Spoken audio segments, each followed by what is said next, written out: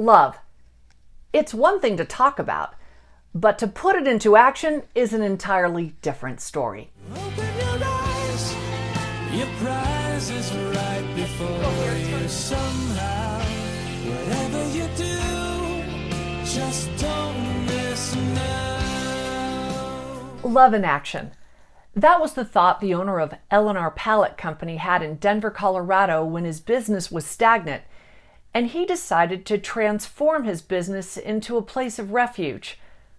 What he never calculated were the blessings and all the lessons he would receive on love, as I shared with millions on CBN News and hope to inspire you too.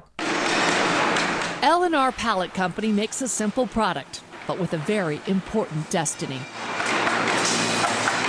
These pallets transport most of what we use every day, but they also serve an even greater purpose for second-generation business owner James Reuter. We had a tremendous amount of turnover. We would go through years where we had 300% and 400% turnover. And that means you're hiring 6 to 10 people a week trying to staff a place. We'd reached a place in time where I felt this business couldn't grow, and it was from a staffing perspective. I couldn't see the possibility of expanding and taking on extra responsibility because we were having a hard time getting people to come to the front door. At the same time as God is working on me and tenderizing me, I decide to look at the refugee community as a possible source or a stream for employees. From stagnation to a vibrant, thriving business that started with 7 refugees from Burma to now 81, and they are loyal, grateful employees. I think it's safe to say this pallet company has a new purpose. It's people. What we decided to do by pouring into the people actually turned out to show up on the bottom line. Not only did our culture change, but profitability changed. It was a moment in time where I felt God kissed me on the forehead as a child of His and just said, silly little boy, that didn't just happen. You know, this isn't coincidence. I have my hand on you, and there's a plan. And it was very exciting to start to see my relationship with Him work that way. L&R Pallet Company evolved into this factory of hope, filled with self-reliant, confident men and women who otherwise would be living in poverty. I have been here about 1 year.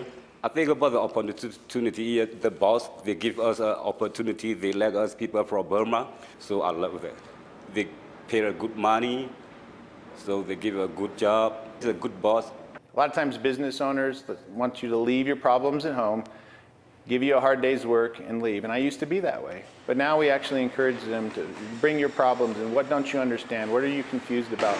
We bring in lenders and help them improve their credit, understand how to establish credit. We're helping them buy homes by getting them involved in the affordable housing programs here in Colorado. We are fumigating their houses for them because they're in low-income areas where they've got different kinds of bugs and stuff. And these are ministry opportunities for us to go in and do something. So he take care about us, people from refugee camp, so we love him. I think about I'm working here for 30 years, maybe more than that. What I started to do is pray to the owner of this company and say, Lord, bring to my company who you want to work here, who you want to have refuge. I feel very blessed that the Burmese people have been introduced into my company, and I can go right outside my office door and impact families and lives and make a difference. Reuter's father started that business back in 1974. He had no idea that his son's divine calling would be to turn the business into a place of refuge, producing more than just pallets, but people with a hope and a future. I'm Stephanie.